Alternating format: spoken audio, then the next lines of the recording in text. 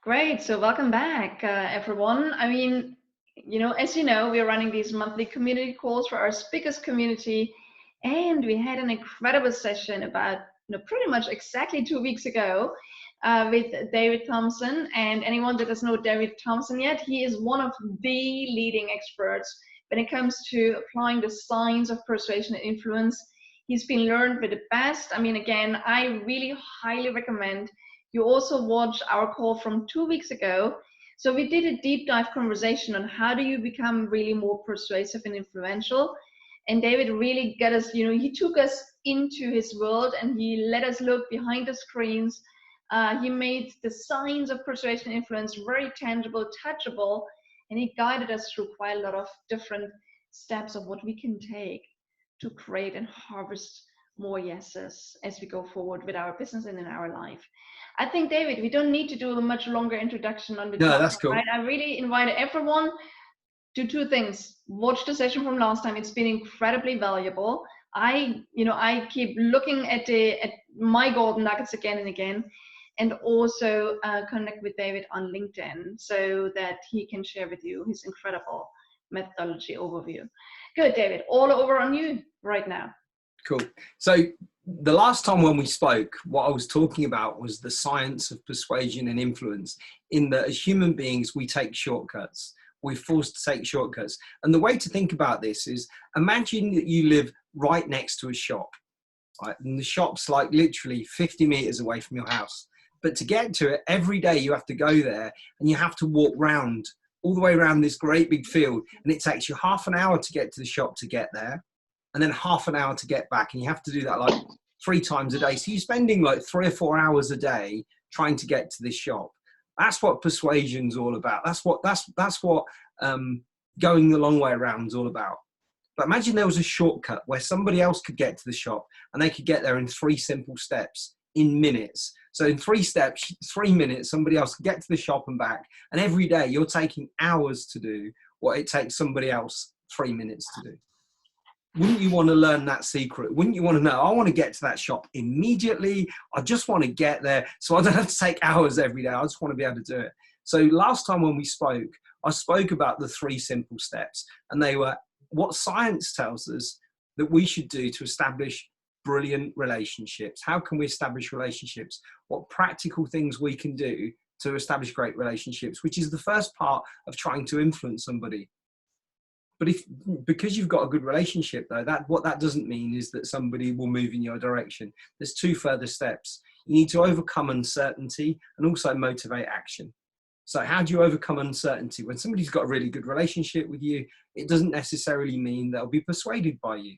So how do you persuade them, whether you're trying to raise money for a charity or trying to persuade them to buy something from you? What do you do? What can you do? And the final thing is, even if you've got a great relationship, you've overcome uncertainty. What they might do is they might say, well, let's wait until after Brexit, COVID-19, your granny gets off the bus. So what can we do scientifically to make people move from this stuck position to this position over here? And that's to do with a couple of principles of scarcity and reciprocity. Within influence, what I've learned from my 20 odd years, 30 years, I'm showing my age now, of learning these things, is the shortcuts are really easy to do, but it takes a little bit of time. It takes a bit of practice and focus. So I'll share with you the 6 shortcuts, how to activate those shortcuts and how to amplify them so you can get to the shop in literally minutes, where it's taking other people hours. And when you watch people trying to motivate or trying to influence people, you'll laugh. You'll say, what are they doing? You just watch them taking hours every day.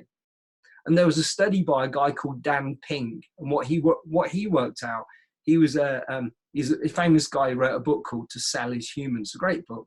And what Dan worked out was, on average, the average American spends 3 hours a day trying to persuade or trying to influence somebody to move in their direction.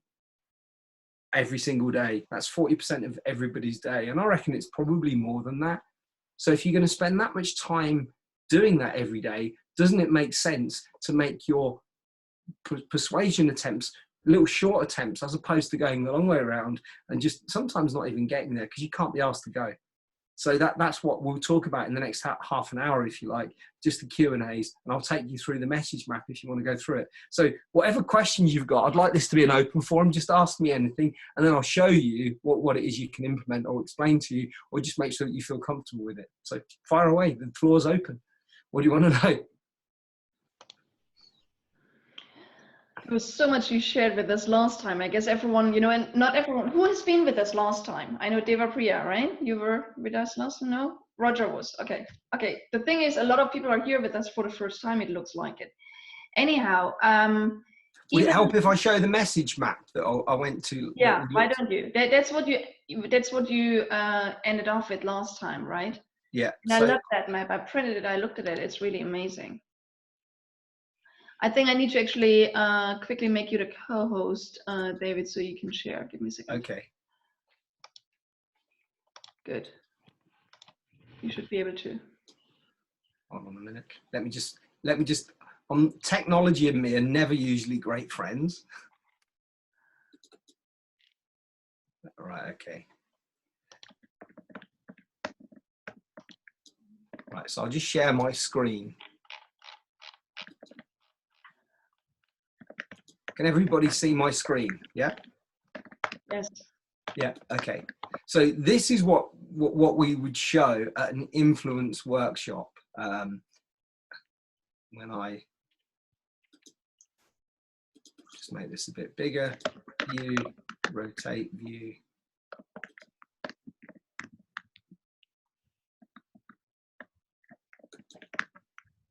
And this is what we would call a message map.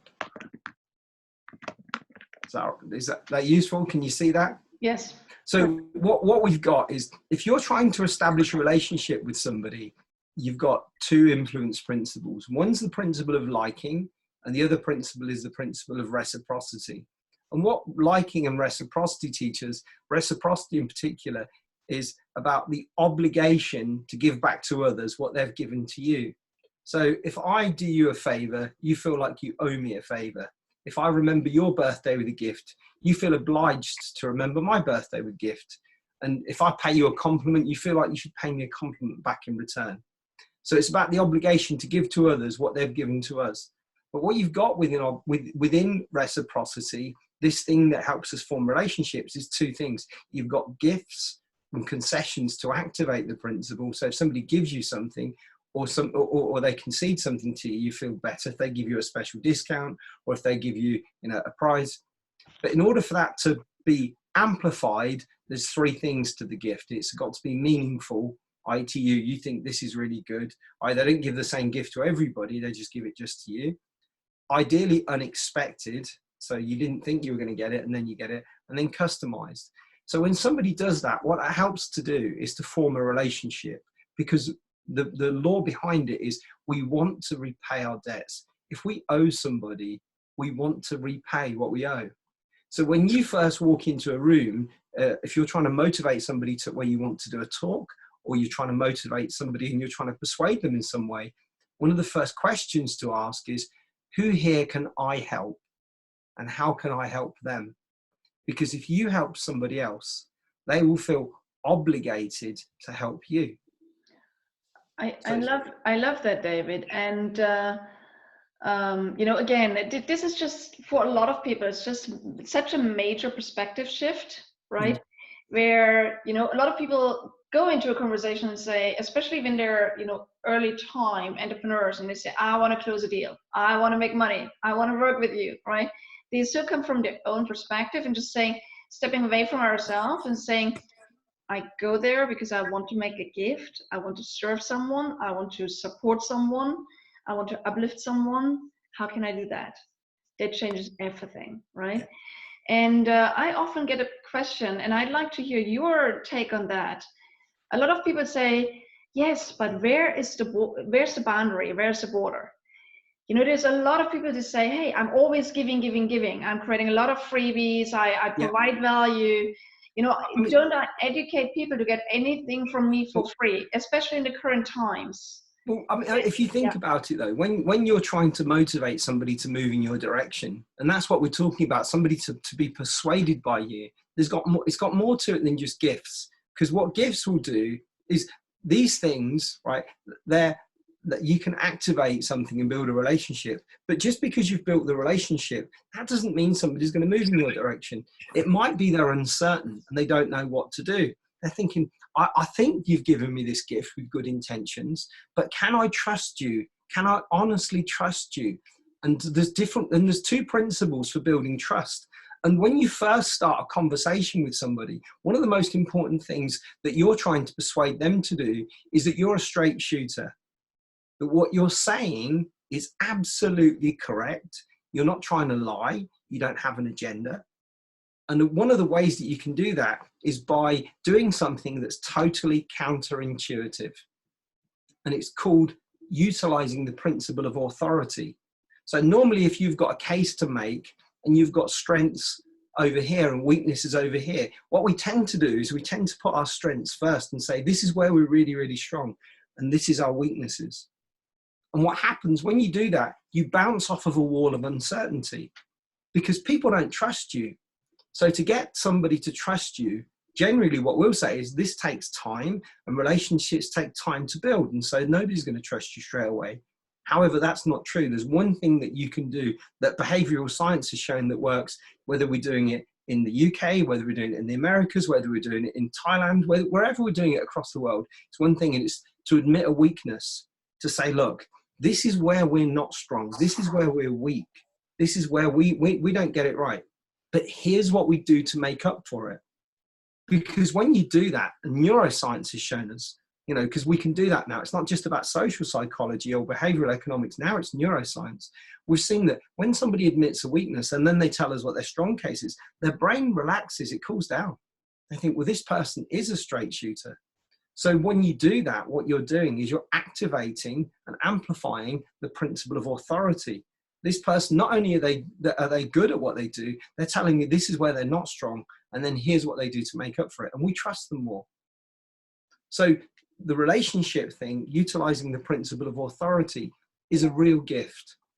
And that's something that, if it's done, then we get trust.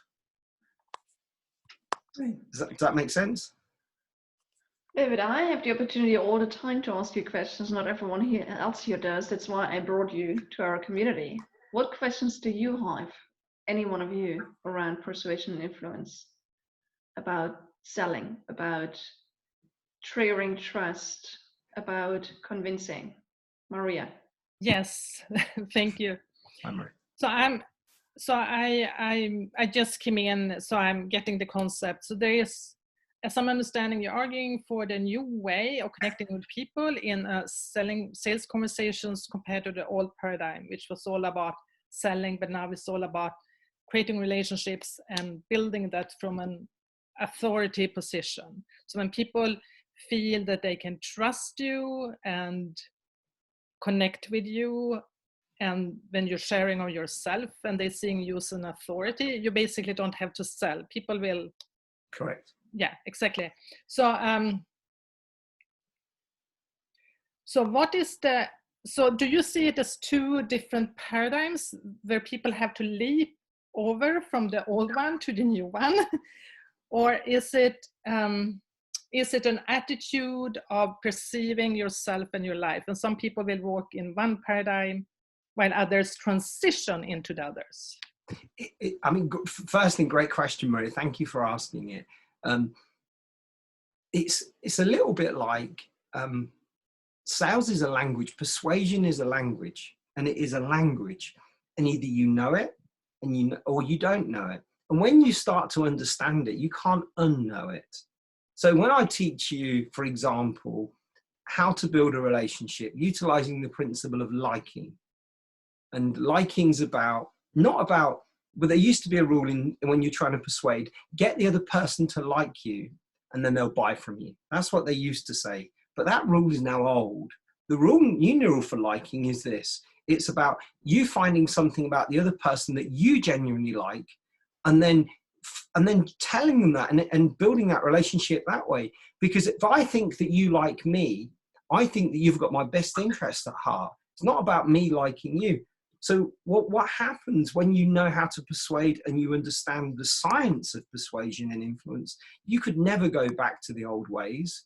but you need to become a learned individual where you start embedding what it is that you know into your practices. So you understand there's two principles for building relationships. And when you're using social psychology and science to build those relationships, it just makes it way more practical, because A, it works much better than the old way, and B, you can never go back, because it's like, you just laugh when somebody says to you, just try this trick. You're like, forget tricks. You know, these are the human shortcuts that we take as human beings. You know, more than 70 years of research now shows us that these are the things that we do to build relationships. And it's not about the old way and the new way. It's about a transition. When you start to understand the new parts, you could never go back to the old parts, because it becomes like, it'd be like going back to the dark ages. When somebody says, look, can we go back to going around on a horse and carriage? You go, no, but I'll take the motor car now. You couldn't ever go back. The thing that's happened, though, hasn't happened, is nobody's ever taken this and put it into a university context to teach it academically. And that's where what I want to do. I want to create a paradigm shift in the way that persuasion and influence is taught, to make sure that people become learned and the old way comes out. And my preface is this: there's 12 things that you need to know. There's a dozen things that you need to know that move the needle from a persuasion perspective, from an influence perspective, starting with negotiation, going through neurolinguistic programming, and then influence, and we go through and we build. But once you learn each of those things, it makes such a difference, not only to you and your confidence, so anybody can be really good at it, but also to the outcomes that you get. You just get so many amazing outcomes, better than seasoned professionals before. Does this answer your question? Yeah, it makes all sense. And I'm also teaching in leadership and management, and my research is really connected also to leadership and relationships. So I think we are heading in the same way, and I would love to connect more about that. Love to. Just connect with me on LinkedIn. Yeah. So it's David Thomson, CMCT, and I'll give you the influence grid. Thomson is without a P, and then we can talk. And if you want to know more about it, anybody wants to know more about it, then by all means reach out. We can talk about it. You know, my goal, what I want to do, is create a university where everybody can get the education and they can understand this science. Yes. It helped me personally leave school with no qualifications, having had a really broken upbringing, and then start discovering it 30 years ago. It transformed my life. You know, I made millions of pounds, you know, built businesses and taught, you know, thousands of people to be really successful. Right. Are there other questions that come up for you? If not, David, do you want to go through the remainder of your overview, or do you want to rather ask a question? Yeah. I will. I mean, it's not so much of a question, but just a short discussion with you, David. So I'm from India, and and I do a lot of work around branding individuals, or rather teaching them to the science and the art of personal branding. So when you talk about persuasion and influence, that's pretty much hand in glove with the kind of work I do. And the starting point really is authenticity and vulnerability. That's what you spoke about. Now, the problem that I wouldn't say it's a problem, but a bit of a challenge that I face is that a lot of people are now waking up to the fact that personal branding is important for them as a career tool, as a business tool, and it has a direct impact on their businesses. However, many of the people that are now coming to work with me are inherently introverts, to whom this whole concept of influencing and persuading seem to be very alien, you know. So of course I have my own tools and my own ways of trying to pull out their authenticity and because they're anyways vulnerable, but helping them to project their professional selves. But is there something that you could help me with, some perspective that may help me put them at ease and So the first thing I would say to you is this. I mean, I'd love to talk to you offline about this. The first thing is, what we're talking about is the best person that's a persuader is an intelligent, interested introvert. It's Wow. not about extroverts. It has nothing to do with extroversion. So when you tell that, when I teach it to anybody, that's almost one of the first things that I teach. I'll say, well, look, if you think you can do this from an extroversion perspective, your ego kicks in. You can't do that from there. You have to be an intelligent, interested introvert. So that's the first thing. And then what I'll teach them is mindset. That's the first part, positive mental attitude. And what I mean by that is there was a guy called Seneca, who's a Stoic philosopher who was born just before Jesus, 2 years before Jesus, 4 years before Jesus. And what Seneca said was, a consciousness of wrongdoing is the first step towards salvation.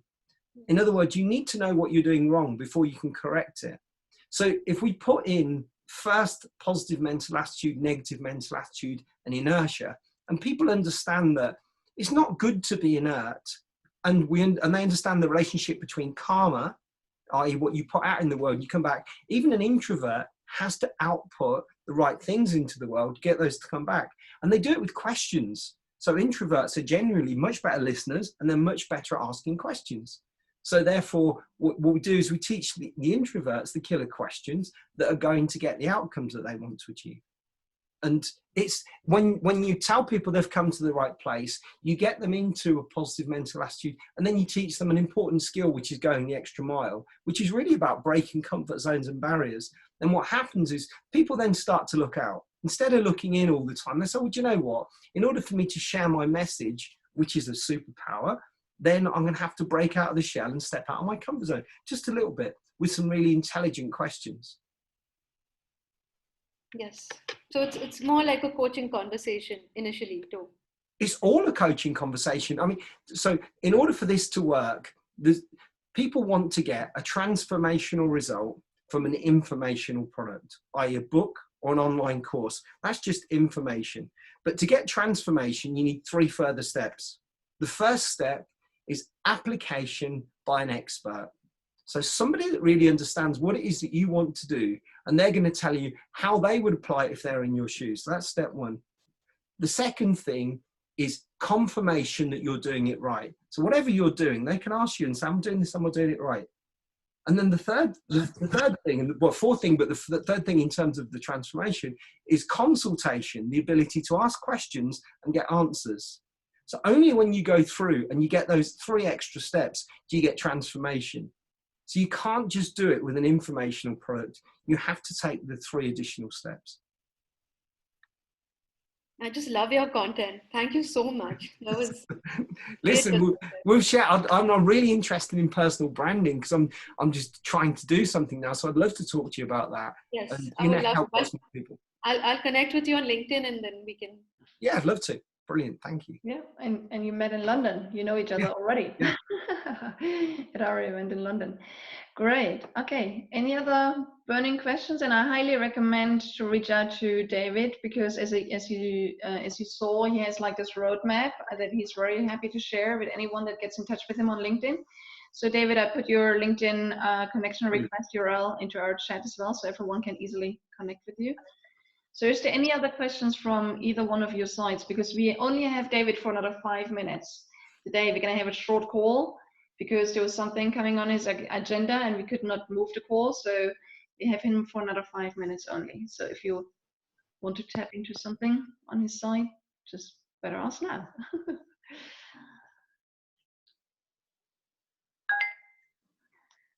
The questions always come by application, David, right? Katrine, you want to ask something? Yeah, no, I just want to, I missed the first part and I really regret it because there's so much to learn. So David, I will connect with you. I'm a cancer coach and there's a lot of persuasion in that. Wow. And a lot of, how you say, how can I help? So I feel I have a lot to learn from you and I'm looking forward to listen to the first part and then come back to you with my questions or connect with you on LinkedIn. Great. And whatever you want, whatever I can help you with, just say and I'll help. And I've got tons and tons and tons of material. I've got loads of material. And what I call this is just optimal communication. How do we make sure that we understand not just the surface structure of our message, but the true representation, what's really going into the person's world, into their life, so they really get the message, and how can we persuade them, to take those actions? And you know, and in life, that's what it's all about. You know, how do we do things optimally? Absolutely. And in my field, trust and feeling at ease and you know, it's the most important thing. So 100%. Thank you. Thank you. Great. Any other questions? Anyone else would like to share or ask something? Still have a couple of minutes. So, couple of things that just might be useful. So, often what happens when we're trying to get people to move, to motivate them to action, we don't know which influence principles to push. One of my favorite ones is the principle of consistency and commitment. Consistency and commitment is probably the most powerful of all of the influence principles. And if you trace back through history, the person that practically applied the principle of consistency and commitment, almost the inventor of it, was a guy called Socrates. And what Socrates said was, if I ask a question or a series of questions to which a prospect, another person, would readily agree, and they'll ask a concluding question based on those agreements, I will receive a desirable response. And that's where the introverts come in. They ask questions, series of questions. So if you really think about your client journey optimally and think about how can you practically apply Socrates to your journey, then you can make incredible progress. And that's the key to influencing anybody, getting them to be consistent, not with you, but to be consistent with themselves. And in order to make them consistent with themselves, think about it. What questions could I ask that would make a difference? And then how can you get those questions early on in your call when you first start speaking to them? Because it tends to be what you ask for early on, even in a quite subtle way, providing you get the confirmation, you'd say, does that make sense? Are you happy with that? Does that work for you?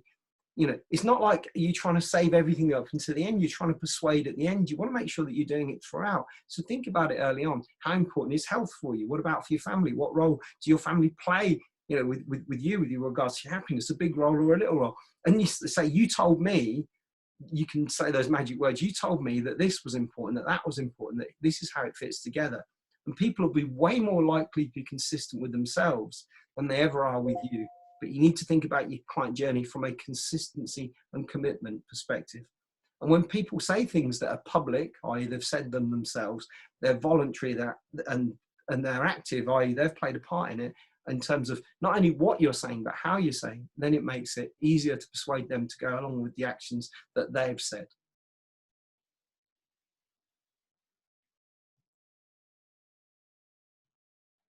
Cool. Well, I'm going to fly. Another golden nugget, David. Okay. I'm going to fly. Great to meet you all. And yeah. I hope to see you all again soon. Please connect on LinkedIn. If you want me, then happy to reach out. I think we should round it off by just saying, hey, everyone that hasn't watched the first call from 2 weeks ago, it sits actually in our My Speaker Business community on the Hall of Fame, myspeakerbusiness.com/events. So you're going to find it there. And yeah, just connect with David. He's such a source of inspiration. Okay, David, thank you for taking this extra time today. Okay, we've never had that. We've never had a follow-up call. So obviously everyone is interested in catching up, and you know, from last time. So hey, if you want another, Monique, anything for you, anything. If you want another one, then fine, not a problem at all. I'm happy to. And you know, I'd love to catch up with you guys. You know, if you reach out, then you know I'm here. Thanks. Have a great day. Thanks a lot, David. Thanks to all of you for being with us. Okay. Bye.